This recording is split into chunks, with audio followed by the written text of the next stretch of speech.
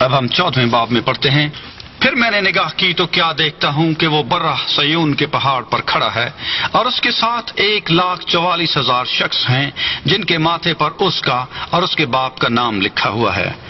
اور مجھے آسمان پر سے ایک ایسی آواز سنائی دی جو زور کے پانی اور بڑی گرج کی سی آواز تھی. اور جو آواز میں نے سنی وہ ایسی تھی جیسے بربط نواز بربط بجاتے ہوں. وہ تخت کے سامنے اور چاروں جانداروں اور بزرگوں کے آگے گویا ایک نیا گیت گا رہے تھے. اور ان 1,44,000 شخصوں کے سوا جو دنیا میں سے خرید لیے گئے تھے کوئی اس گیت کو نہ سیکھ سکا. یہ وہ ہیں جو عورتوں کے ساتھ آلودہ نہیں ہوئے بلکہ کموارے ہیں. یہ وہ ہیں جو برہ کے پیچھے پیچھے چلتے ہیں جہاں کہیں وہ جاتا ہے.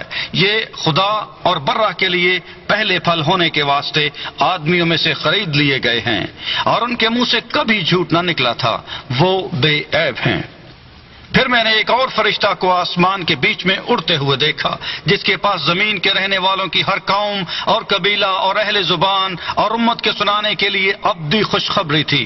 اس نے بڑی آواز سے کہا خدا سے ڈرو اور اس کی تمجید کرو کیونکہ اس کی عدالت کا وقت آ پہنچا ہے. اور اس کی عبادت کرو جس نے آسمان اور زمین اور سمندر اور پانی کے چشمے پیدا کیے.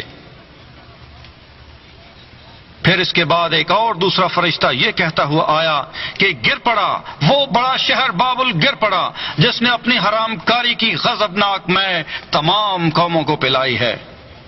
پھر ان کے بعد ایک اور تیسرے فرشتہ نے آ کر بڑی آواز سے کہا کہ جو کوئی اس حیوان اور اس کے بت کی پرستش کرے اور اپنے ماتھے یا اپنے ہاتھ پر اس کی چھاپ لے لے وہ خدا کے قہر کی اس خالص مے کو پیے گا جو اس کے غضب کے پیالے میں بھری گئی ہے.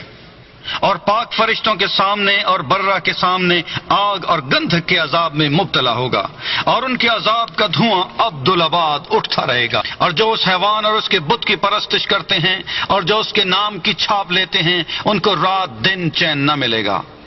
مقدسوں یعنی خدا کے حکموں پر عمل کرنے والوں اور یسوع پر ایمان رکھنے والوں کے صبر کا یہی موقع ہے.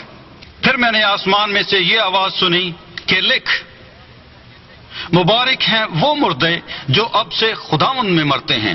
روح فرماتا ہے بے شک کیونکہ وہ اپنی محنتوں سے آرام پائیں گے اور ان کے اعمال ان کے ساتھ ساتھ ہوتے ہیں. پھر میں نے نگاہ کی تو کیا دیکھتا ہوں کہ ایک سفید بادل ہے اور اس بادل پر آدم زاد کی مانند کوئی بیٹھا ہے جس کے سر پر سونے کا تاج اور ہاتھ میں تیز درانتی ہے. پھر ایک اور فرشتہ نے مقدس سے نکل کر اس بادل پر بیٹھے ہوئے سے بڑی آواز کے ساتھ پکار کر کہا کہ اپنی درانتی چلا کر کاٹ کیونکہ کاٹنے کا وقت آ گیا اس لیے کہ زمین کی فصل بہت پک گئی.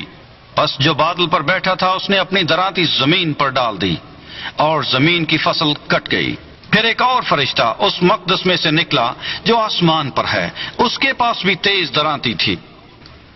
پھر ایک اور فرشتہ قربان گاہ سے نکلا جس کا آگ پر اختیار تھا.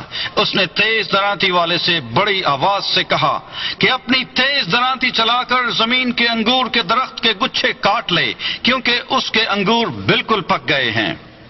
اور اس فرشتہ نے اپنی درانتی زمین پر ڈالی اور زمین کے انگور کے درخت کی فصل کاٹ کر خدا کے قہر کے بڑے حوض میں ڈال دی. اور شہر کے باہر اس حوض میں انگور روندے گئے اور حوض میں اتنا خون نکلا کہ گھوڑوں کی لگاموں تک پہنچ گیا اور 1600 فرلانگ تک بہہ نکلا.